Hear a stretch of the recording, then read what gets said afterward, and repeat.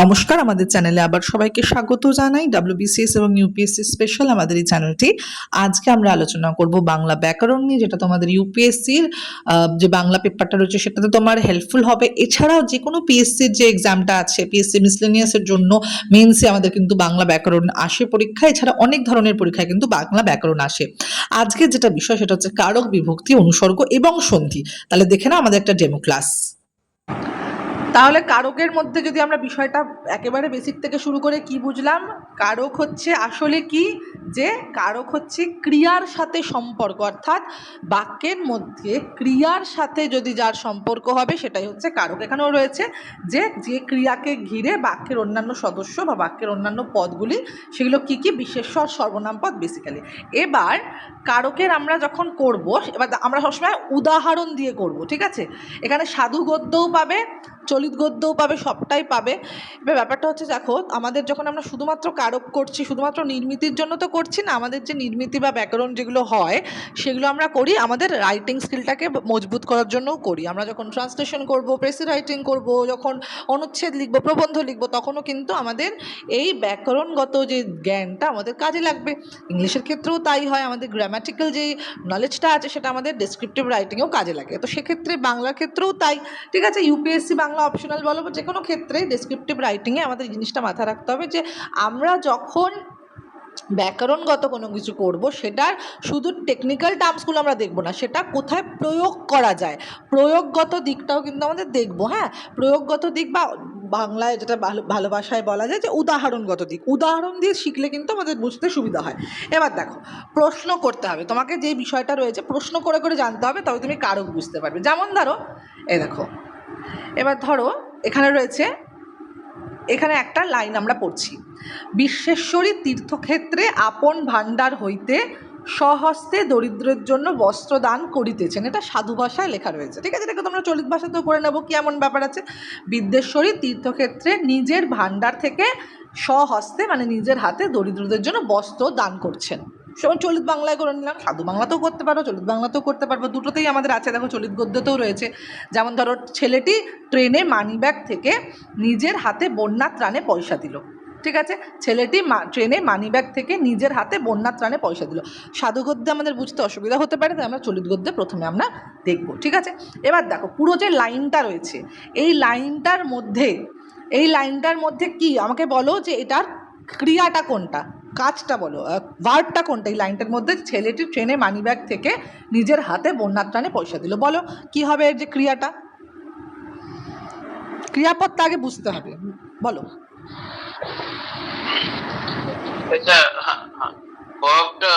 ক্রিয়াটা কাজ পয়সা দিল।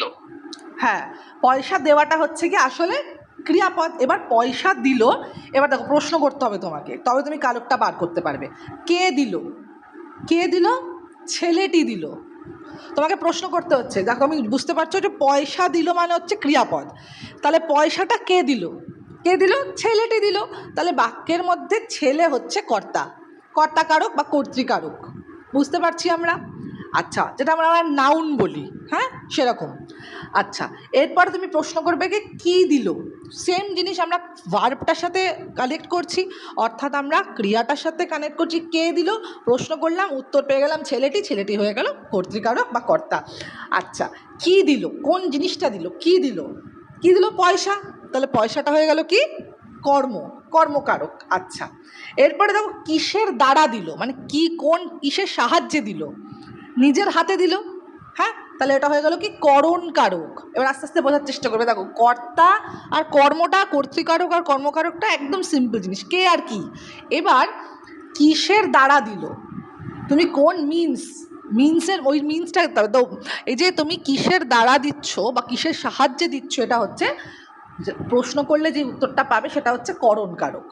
ওকে, নেক্সট কি, কিসের জন্য দিল, কারণটা কি, কিসের জন্য দিল, বন্যার ত্রাণে, তাহলে এটা হলো নিমিত্তকারক। এই যে আমরা প্রশ্নটা করলাম যে ছেলেটি ট্রেনে মানিব্যাগ থেকে নিজের হাতে বন্যার ত্রাণে পয়সা দিল, কিসের কাজে দিল, বন্যার ত্রাণে দিল, কিসের জন্য, কারণটা কি, পয়সা তো দিল, কিসের জন্য দিল, বন্যার ত্রাণে দিল, তাহলে বন্যার ত্রাণে হয়ে গেল নিমিত্তকারক। আচ্ছা, কোথা থেকে দিল, প্রশ্নগুলো ভালো করে বুঝবে, কোথা থেকে দিল, মানিব্যাগ থেকে দিল, তাহলে মানিব্যাগ হয়ে গেল অপাদানকারক, মানিব্যাগ থেকে হয়ে গেল অপাদান কারক। কোথায় দিল? সেটা হলো ট্রেনে দিল। জায়গাটা সেটা হচ্ছে অধিকরণ কারক। ঠিক আছে, একদম আবার একবার আমরা যদি সাম আপ করি কী হচ্ছে, তাহলে পুরো বাক্যটা আমরা যদি ভালোভাবে দেখি তাহলে প্রশ্ন করতে হবে। হ্যাঁ, এক সেকেন্ড।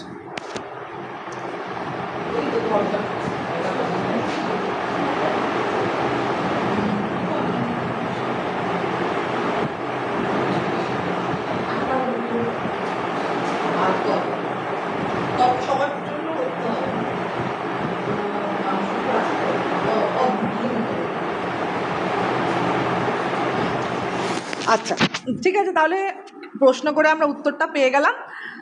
এবার সেম টু সেম জিনিসটা আমরা যখন আমরা সাধু গদ্যের ক্ষেত্রে বলবো, এটা তুমি ট্রাই করো। এই যে বিশ্বেশ্বরী তীর্থক্ষেত্রে আপন ভাণ্ডার হইতে স্বহস্তে দরিদ্রদের জন্য বস্ত্র দান করিতেছেন, এখানে তুমি বলো কর্তৃকারক কি হবে, বলো।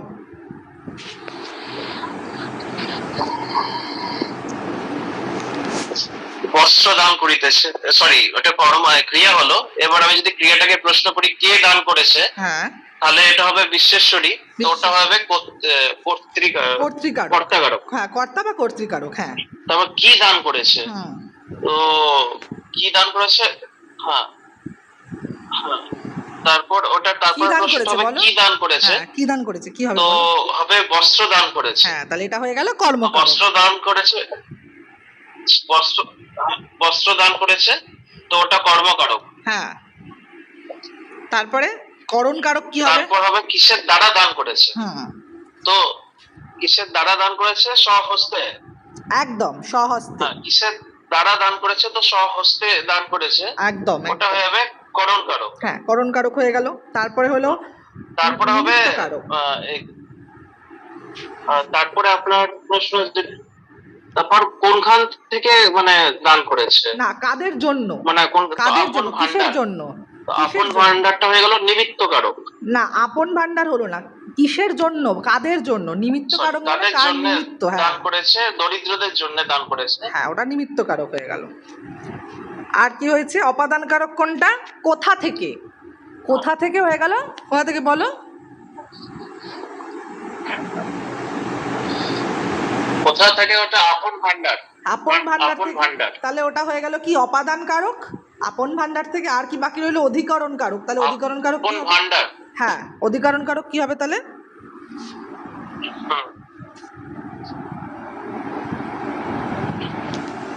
কোথায়, কোথায় দিয়েছে না,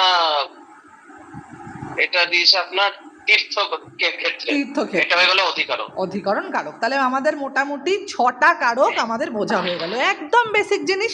এবার ব্যাপারটা হচ্ছে, হ্যাঁ 6টা কারক কি কি, কর্তা বা কর্তৃকারক, কর্মকারক, করণকারক, নিমিত্তকারক, অপাদানকারক, অধিকরণকারক। একদম ডেফিনেশন দিয়ে কাকে বলে কি বৃত্তান্ত আমাদের জানার দরকার নেই, আমাদের উদাহরণ দিয়ে করলে কিন্তু সুবিধা হবে, কারণ পরীক্ষার সময় আমাকে কিন্তু কোন কারক কোন বিভক্তি রয়েছে সেটাই আমাকে কিন্তু বার করতে দেবে, একদম ডেপথে যাওয়ার দরকার নেই, বেসিক জানলেই আমরা পারবো। ঠিক আছে, আচ্ছা এখানে সংজ্ঞা রয়েছে যে কাকে বলে, কর্তৃকারক, কর্মকারক, কিচ্ছু জানার দরকার নেই। 6টা কারক রয়েছে, এই যে এই জিনিসটা আমরা মাথায় রাখবো। ঠিক আছে, এই ছবিটা আমরা মাথায় রাখবো, খাতায় যখন তুমি প্র্যাকটিস করবে এই ছবিটা মাথায় রাখবে যে একটা ক্রিয়াপদের সাথে সম্পর্ক, কর্তা হচ্ছে গিয়ে কি, কে দিয়ে প্রশ্ন করলে কর্তা, কি দিয়ে প্রশ্ন করলে কর্ম, এইভাবে যে কীভাবে কী প্রশ্ন করছো সেই অনুযায়ী কী কী কারক হচ্ছে সেটা হচ্ছে আমাদের মাথায় রাখতে হবে। ঠিক আছে, আচ্ছা এ হয়ে গেল কারক। ঠিক আছে, একদম কারক প্রশ্ন করতে দেবো, পারবে আশা করি। এবার কারকের সাথে যুক্ত যেটা খুবই গুরুত্বপূর্ণ বিষয় সেটা হচ্ছে বিভক্তি।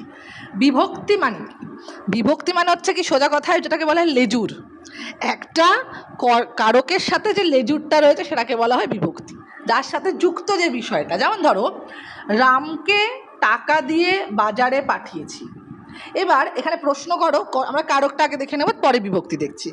রামকে টাকা দিয়ে বাজারে পাঠিয়েছে, এখানে কর্তৃকারক কি হবে বলো,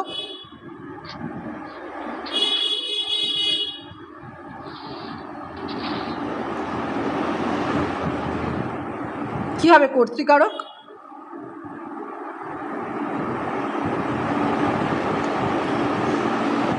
হ্যালো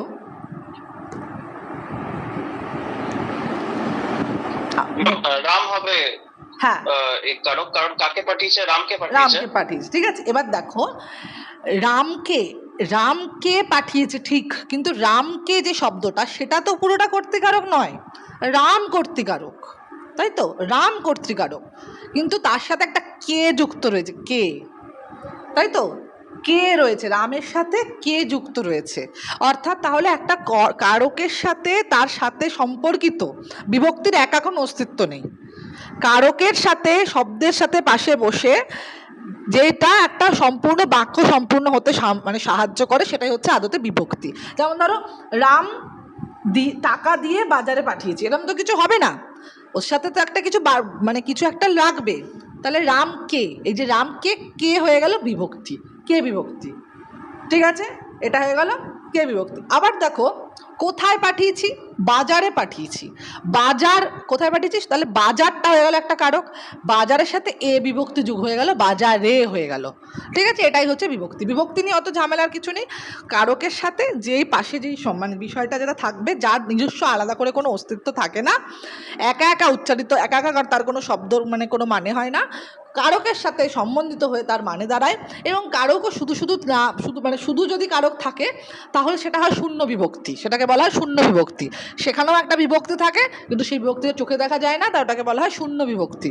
হ্যাঁ, যেমন ধরো রাম আমাদের বাড়ি এলো, কে এলো, রাম এলো, তা আশেপাশে কে কি বা এ দে কিচ্ছু নেই, শুধু রাম লেখা রয়েছে, তাহলে ওখানে কিছু না থাকলে তাহলে কি হবে, কর্তৃকারকের শূন্য বিভক্তি হয়ে গেল, কারক বিভক্তি, যদি কিছু না থাকে শূন্য বিভক্তি, আর যদি আশেপাশে কিছু থাকে তাহলে কে বিভক্তি, এ বিভক্তি, তে বিভক্তি, এগুলোই থাকবে, ঠিক। আচ্ছা, এবার ব্যাপারটা হচ্ছে বিভক্তির, এটা হচ্ছে একদম বেসিক, বিভক্তির আবার দু ধরনের হয়, একটা হচ্ছে শব্দ বিভক্তি, একটা হচ্ছে ধাতু বিভক্তি। হ্যাঁ, এবার ধাতু ব্যাপারটা কি, শব্দ ব্যাপারটাই বা কি, এখানে একটু বুঝতে সমস্যা হতে পারে, একটু হেজি রয়েছে, আমি বুকে বলে দিচ্ছি। শব্দ মানে কি, যেসব বর্ণ বা বর্ণগুচ্ছ শব্দের সঙ্গে বিশেষ্য বা সর্বনামের সঙ্গে যুক্ত হয়ে পদ গঠন করে তাকে বলা হয়, এবং কারক নির্দেশ করে তাকে বলা হয় শব্দ বিভক্তি। ব্যাপারটা কি, যেমন উদাহরণ, সবসময় উদাহরণ দিয়ে পড়বে, ডেফিনেশন পড়ে আমরা কিচ্ছু বুঝতে পারবো না, উদাহরণ দিয়ে পড়বো। বলছে বালকেরা বিদ্যালয়ে যায়, বালকেরা বিদ্যালয়ে যায়, তাহলে এখানে যে বালকেরা আর বিদ্যালয়ে, এখানে কি হচ্ছে, এরা, বালকের সাথে এরা যোগ হয়েছে, তাই এ বিদ্যালয়ের সাথে এ যোগ হয়েছে, তাহলে এই দুটো হয়ে গেল কি শব্দ বিভক্তির দৃষ্টান্ত। সেম, এবার ধাতু বিভক্তি ব্যাপারটা কি, ধাতু বিভক্তিটা কি বলছে, যে বর্ণ বা বর্ণগুচ্ছ ধাতুর সঙ্গে, যেটা শব্দের সাথে যুক্ত হচ্ছে সেটা শব্দ বিভক্তি, এরা ধাতুর সাথে যুক্ত হচ্ছে সেটা হচ্ছে ধাতু বিভক্তি। এবার তোমাকে বুঝতে হবে যে শব্দ কোনটা, ধাতু কোনটা, কীভাবে বুঝবো, একদম দেখলেই বুঝতে পেরে যাবে।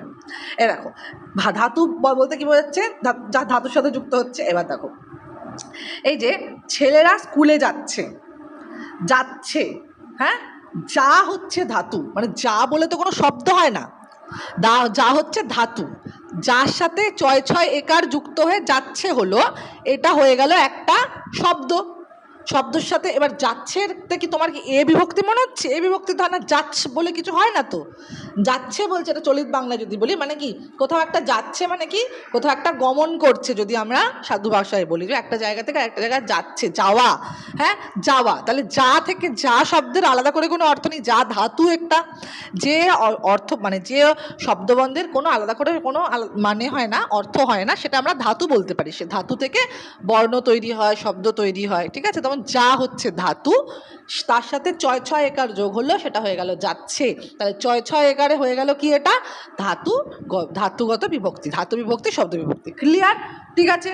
আচ্ছা, এবার অনুসর্গ, অনুসর্গ ব্যাপারটা কি, অনুসর্গ মানে কিছুই না, সেটা হচ্ছে গিয়ে কি, বাক্যের মধ্যে থেকে আর দিয়ে, আর এ দুটো মাথায় রাখবে, থেকে আর দিয়ে, থেকে আর দিয়ে পদের পদটাই হচ্ছে অনুসর্গ, আর কিচ্ছু না।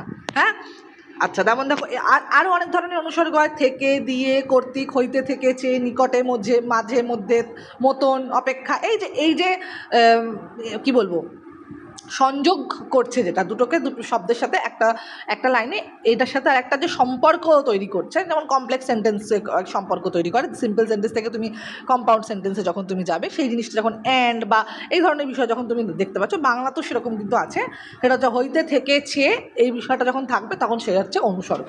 যেমন কি রামের চেয়ে শ্যাম বড়, দুঃখ বিনা সুখ লাভ হয় কি মোহিতে, তাহলে এই যে বিনা, দুঃখ বিনা, এই বিনা হয়ে গেল কি অনুসর্গ। রামের চেয়ে শ্যাম বড়, চেয়ে হয়ে গেল অনুসর্গ। এবার এই অনুসর্গ আর বিভক্তির মধ্যে পার্থক্যটা আমাকে বুঝতে হবে, ব্যাপারটা কি।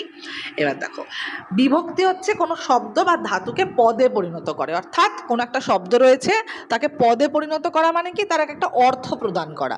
যে শব্দের কোনো অর্থ ছিল না তাকে বাক্যে যখন প্রয়োগ করা হচ্ছে, শব্দ যখন বাক্যে প্রয়োগ হচ্ছে তখন সেটা হয়ে যাচ্ছে পদ।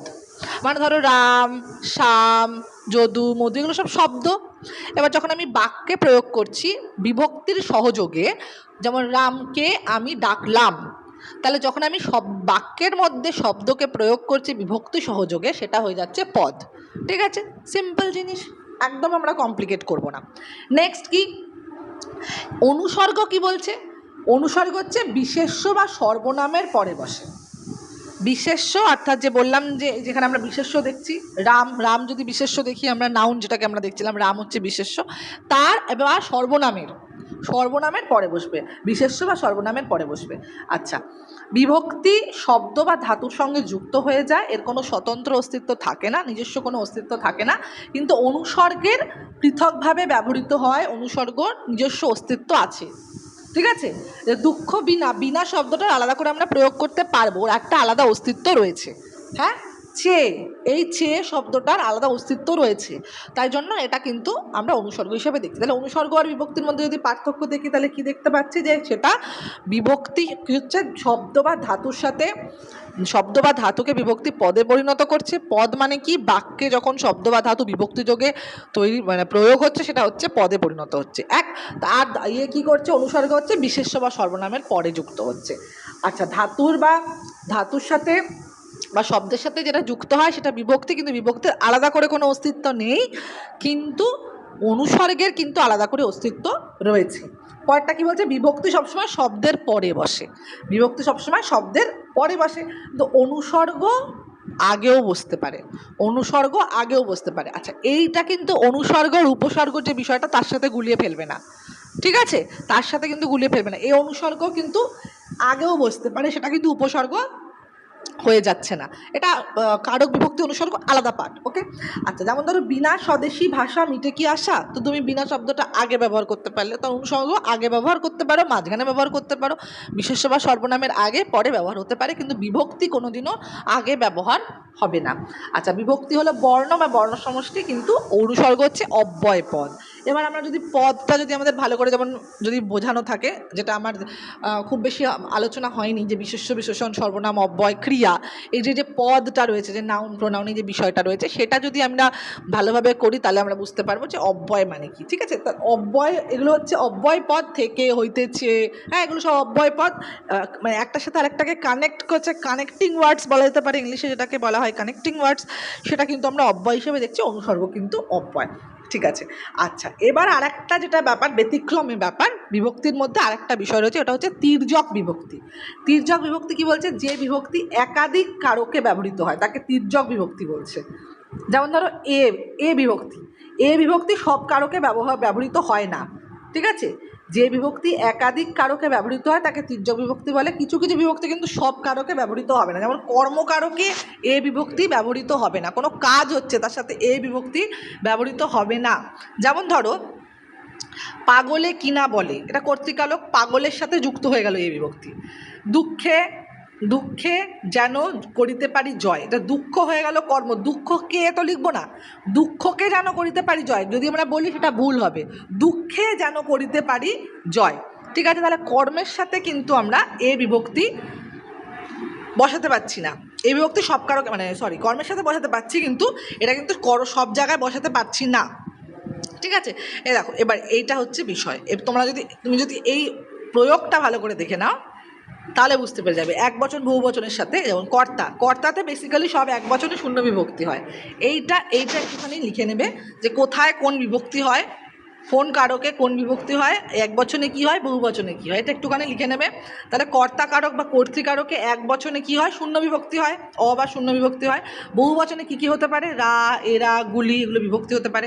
কর্মকারকে কে আর রে এক বচনে হয়, আর বহু বচনে হয় দিগকে, গণকে, গুলিকে, এগুলো হচ্ছে বিভক্তি। করণকারকে কী হয়, দ্বারা, দিয়া, দিয়ে, এগুলো হচ্ছে, এগুলো অনুসর্গ, এক বচনে ব্যবহৃত হচ্ছে। আর বহু বচনের বিভক্তি হচ্ছে দিগের, দের, গণের, গুলির, এগুলো ব্যবহৃত হচ্ছে। দ্বারা, দিয়া, করতে, এগুলো অনুসর্গ, এগুলো ব্যবহৃত হচ্ছে। নিমিত্ত কারকে কী কী ব্যবহার হচ্ছে? নিমিত্ত, জন্য, এগুলো ব্যবহার হচ্ছে। আর বহু বচনে যদি দেখি তাহলে সে আমরা গণের, গুলির, এখানেও নিমিত্ত, জন্য ব্যবহৃত হতে পারে। অপাদান কারকে এক বচনে হইতে, থেকেছে ব্যবহৃত হয়। বহু বচনে দের, হইতে, গুলি, হতে, থেকে, এর থেকে বেশি, এর থেকে চেয়ে, এগুলো কিন্তু বিভক্তি আর অনুসর্গের একসাথে আমরা ব্যবহার করতে পারি অপাদান কারকে বহু বচনে। সম্বন্ধ পদ ব্যাপারটা কি? সম্বন্ধ পদ হচ্ছে গিয়ে র আর এর বিভক্তি, মানে এর, দিগের, গুণের, গুলির, এগুলো ব্যবহৃত হচ্ছে আমরা সম্বন্ধ পদে দেখতে পাচ্ছি। পদটা যখন আমি পদটা একবার তোমাকে করেই দেবো, যেখানে বিশেষ্য বিশেষণ একদম বেসিক থেকে, তাহলে তোমার অন্যান্য বিষয়গুলো বুঝতে সুবিধা হবে। তাও আশা করি বেসিক তো একদম ক্লিয়ারই আছে, সেখানে অসুবিধা হবে না। ঠিক আছে, তাহলে অধিকরণ কারকে এইগুলো হচ্ছে। ঠিক আছে, আচ্ছা, এবার আমি তোমাকে আস্তে আস্তে কয়েকটা করতে দেবো। এর যে এর অনেকগুলো মানে ভাগও আছে, কিন্তু ভাগগুলো আমাদের পরীক্ষায় আসে না। যে প্রযোজক কর্তা কোনটা, উক্ত কর্তা, অনুক্ত কর্তা, প্রযোজ্য কর্তা, প্রযোজক কর্তাগুলো আমাদের পরীক্ষা আসবে না। ওই জন্য আমার হয়তো মাথা ভেবে লাভ নেই। পরীক্ষা যেগুলো আসে কোন কারক, কোন বিভক্তি, সোজা কথা, একদম সিম্পল। তার একদম সাব ডিভিশনগুলো আমাদের পড়ার দরকার নেই। এবার আস্তে আস্তে আমি চলে যাব, তোমাকে কয়েকটা করতে দেব, সেখানে তুমি বলবে কোনটা কোন কারক। আচ্ছা, এইটা বলো, পাগলে কিনা বলে, ছাগলে কিনা খায়, এখানে কর্তৃকারক কোনটা, কর্মকারক কোনটা, এই দুটো আগে বলো।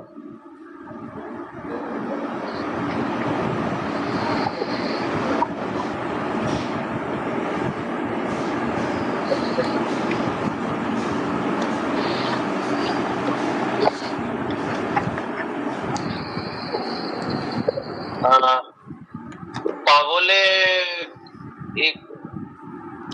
কর্তৃকারক, আর পাগলে আর ছাগলে এই দুটো হচ্ছে কর্তৃকারক। পাগলেটা কর্তৃকারক হচ্ছে না, পাগল কর্তৃকারক, আর এটা বিভক্তি, এটা বিভক্তি, পাগলটা হচ্ছে কর্তৃকারক। পাগলে ছাগলে ওটা কিন্তু তোমার হয়ে যাচ্ছে না। হ্যাঁ, পাগল হচ্ছে কর্তৃকারক আর এ হচ্ছে বিভক্তি। কর্মটা হচ্ছে কি কি পাগল, হ্যাঁ বিভক্তি। হ্যাঁ, কি ঠিক বলছো। পাগলটা হচ্ছে আপনার কর্তৃকারক, আর কি না বল, আর কি না, হ্যাঁ কি না, ওটাই হচ্ছে গিয়ে কর্মকারক। ঠিক আছে, আচ্ছা, এবার দেখো, আমায় এখন যেতেই হবে, এই আমায় এখন যেতেই হবে, এখানে ক্রিয়া কোনটা, কর্তৃকারক কোনটা, আর বিভক্তি কি? কর্মকারক। আর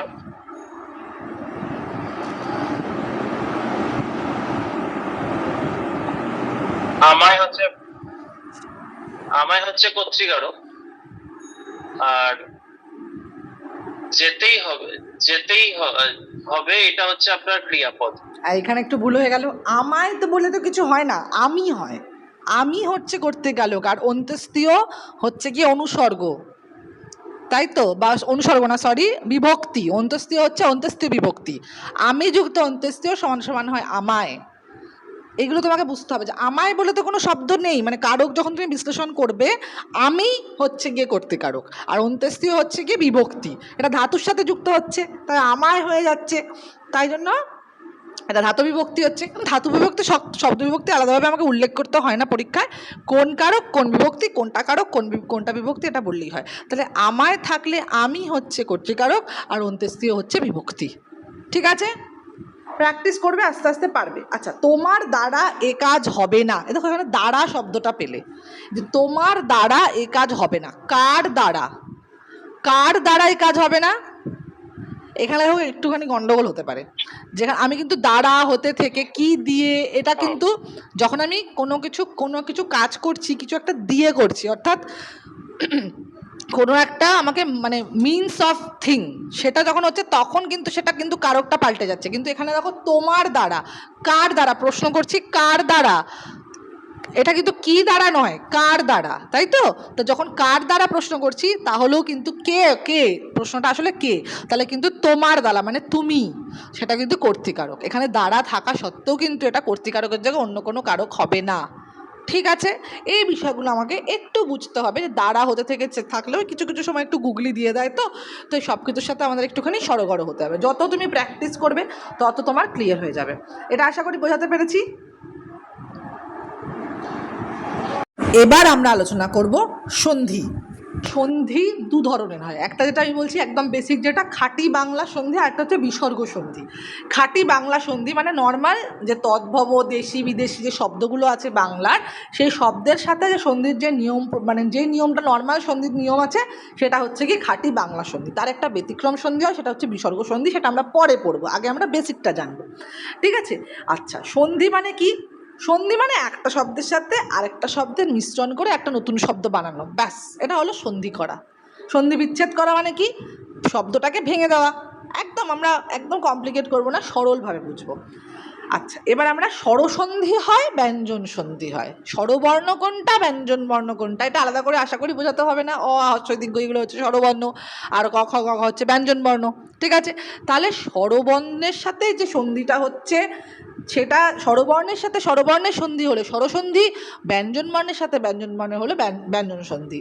আরও দুটো মিলিয়েও হয়, কিন্তু আমরা অল্প অল্প একটা ওয়ান মানে স্টেপ বাই স্টেপে যাবো। প্রথম হচ্ছে আমরা স্বরসন্ধিটা দেখি। এ দেখো, অকার আর আকার এর পরে যদি ইকার থাকে তাহলে একার হয়। কিছু কিছু নিয়ম আমাদের মানতে হয়, এটা নিয়ম মানা, ঠিক আছে? যেমন যখন আমরা রিজনিং প্র্যাকটিস করি তখন আমাদের কিছু কিছু নিয়ম থাকে না, ক্লক করি, ক্যালেন্ডার করি, কিছু কিছু কোড আমাদের মাথায় রাখতে হয়। সেরকমই কিন্তু এখানে কিন্তু আমাদের এই জিনিসটা রয়েছে, যে কিছু কিছু নিয়ম মাথায় রাখতে হবে।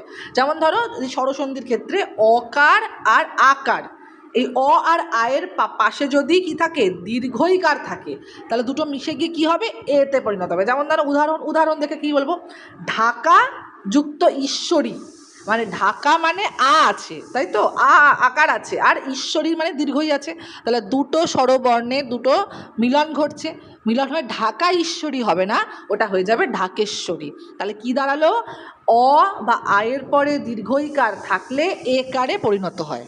বোঝাতে পারছি? এই সিম্পল জিনিসগুলো করবে পরীক্ষায় খাতায়, কিন্তু কোনো অসুবিধা হবে না। আচ্ছা, এরপরে দেখো মুন্ডযুক্ত ঈশ্বরী। মুন্ড মানে কি, লাস্টে অ আছে, মুন্ড মানে তো নিচে তো কোনো হসন্ত নেই, তার মানে তার সাথে একটা অযুক্ত রয়েছে, তাই তো, তার সাথে একটা অযুক্ত রয়েছে, তারপরে একটা ঈশ্বরী দীর্ঘই রয়েছে, তাই আমরা অ আর ই যুক্ত হয়ে কি হয়ে গেল, এ হয়ে গেল, তাহলে মুন্ডযুক্ত ঈশ্বরী হয়ে গেল মুন্ডেশ্বরী, ঠিক আছে? পরেরটা দেখো সেম, যশোরযুক্ত ঈশ্বরী হয়ে গেল যশোরেশ্বরী, ফুলযুক্ত ঈশ্বরী হয়ে গেল ফুলেশ্বরী, সিদ্ধযুক্ত ঈশ্বরী হয়ে গেল সিদ্ধেশ্বরী। তাহলে এটা কমপ্লিট। আচ্ছা, এবারে কি আছে বলছে, দুটো পাশাপাশি স্বরবর্ণ থাকলে একটা লোপ পায়, একটা অমিট হয়ে যায়, একটা গায়েব হয়ে যায়। কি বলছে, দুটো পাশাপাশি যদি স্বরবর্ণ থাকে, ঠিক আছে, কিন্তু এক্ষেত্রে কিন্তু নয়, অ বা আকারের সাথে কিন্তু নয়, অ বা আকারও স্বরবর্ণ, ইও স্বরবর্ণ, কিন্তু এক্ষেত্রে কিন্তু একটা লোপ পেল না, এ কারে পরিণত হলো। কিন্তু অ বা আয়ের সাথে ই বাদ দিয়ে অন্য কিছু যদি থাকে, অর্থাৎ পাশাপাশি দুটো স্বরবর্ণ থাকলে সেটা কি একটা লোপ পেয়ে যায়। এবার সব ক্ষেত্রে কি একই রকমভাবে হবে না, কিছু ক্ষেত্রে আগেরটা লোপ পাবে, কিছু ক্ষেত্রে পরেরটা লোপ পাবে, ঠিক আছে? এবার দেখবো। আচ্ছা, যেমন ধরো পূর্বস্বর লোপ, মানে আগের যে স্বরবর্ণটা আছে সেটা লোপ পেয়ে যাবে। যেমন ধরো তিল আর এক, তিলের সাথে অ রয়েছে, লয়ের সাথে একটা অ যুক্ত থাকে সবসময়। আমরা যখন ছোটোবেলায় পড়েছি তখন জানি যে স্বরবর্ণ আসলে কি, যে একা একা থাকতে পারে, ব্যঞ্জন বর্ণ একা একা থাকতে পারে না, তার সাথে একটা স্বরবর্ণ যুক্ত হয়ে তবে সে উচ্চারিত হয়। বাংলাতে তো তাই হয়, যে ইংলিশে যেমন সিলেবেলসের জায়গা যদি দেখি, যদিও ইংরেজি অনেক সোজা, বাংলা ভাষা অনেকটা কঠিন ভাষা, ব্যাকরণের দিক থেকে অনেকটা কঠিন জায়গা। তো যাই হোক, তো বেসিক্যালি আমাদের জানি আমরা যে কোনো ব্যঞ্জন বর্ণের সাথে একটা স্বরবর্ণ যুক্ত থাকে। তাহলে তিল যখন আমি বলছি, তিলের সাথে যুক্ত হচ্ছে ক, তিলের সাথে অ রয়েছে একটা, হ্যাঁ, যেটা দেখতে পাচ্ছি না আমরা। তিলের যদি লয়ের নিচে যদি হসন্ত হয়, তখন আমরা সেটাকে আমরা বলবো যে না, সেখানে কোনো স্বরবর্ণ নেই। হসন্ত না থাকলে তার সাথে একটা অ রয়েছে, কিছু না থাকলে একটা অ রয়েছে, ঠিক আছে? তাহলে তিল যুক্ত এক হয়ে গেল, তিল যুক্ত এক হয়ে গেল তিলেক বা তিলেক, তিলে কি হবে, ঠিক আছে? যত যুক্ত এক হয়ে গেল যতেক, ক্ষণ যুক্ত এক হয়ে গেল ক্ষণেক, হ্যাঁ? তাহলে তার যে অকারটা ছিল সেটা লোপ হয়ে গিয়ে একারটাই পরিণত হলো, শুধু একারটাই থেকে গেল।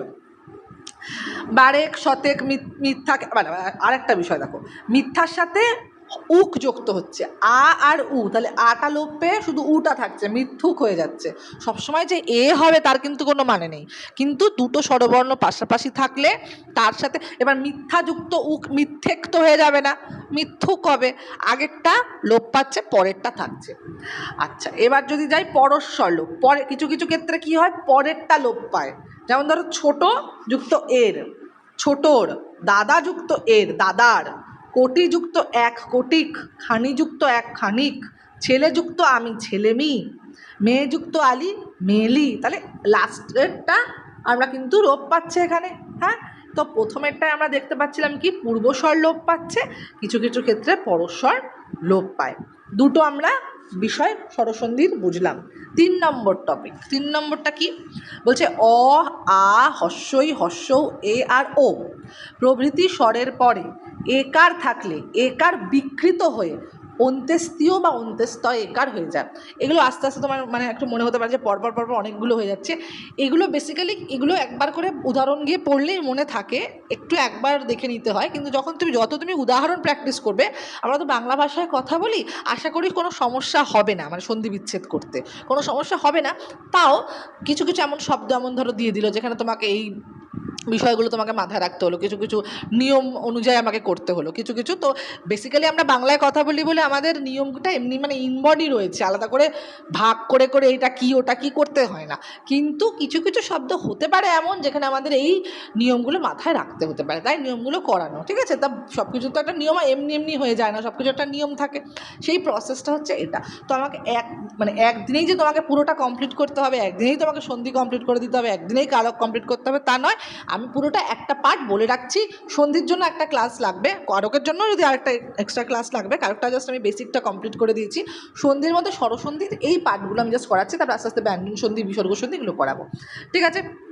আচ্ছা, তাহলে এখানে কি বলছে যে অ আ হস্যই হস্য এ আর ও এর পাশে এগুলো যে স্বরবর্ণ তার পাশে যদি এ থাকে তাহলে একারটা চেঞ্জ হয়ে কি হয়ে যায় অন্ত্যেস্তীয় বা অন্ত্যেস্তয় একার হয়ে যায়। যেমন ধরো মা, মায়ের সাথে কি আছে আ রয়েছে, তার সাথে যদি এ লিখে দিই, এ যুক্ত করি, তাহলে হচ্ছে মায়ে অন্ত্যেস্তয় একার হয়ে যাচ্ছে। ময়াকার এ হলো না, ময়াকার অন্ত্যেস্তয় একার হয়ে গেল। ঝিয়ে ভালো এ অন্ত্যেস্তীয় হয়ে গেল, অন্ত্যেস্তীয় অন্ত্যেস্তয়, আলো যুক্ত এ আলোয় অন্ত্যেস্তীয় হয়ে গেল। বানানের ক্ষেত্রে পরিবর্তন হচ্ছে, উচ্চারণের ক্ষেত্রে পরিবর্তন হচ্ছে, সন্ধির জন্য কিন্তু এটা হয়, ঠিক আছে।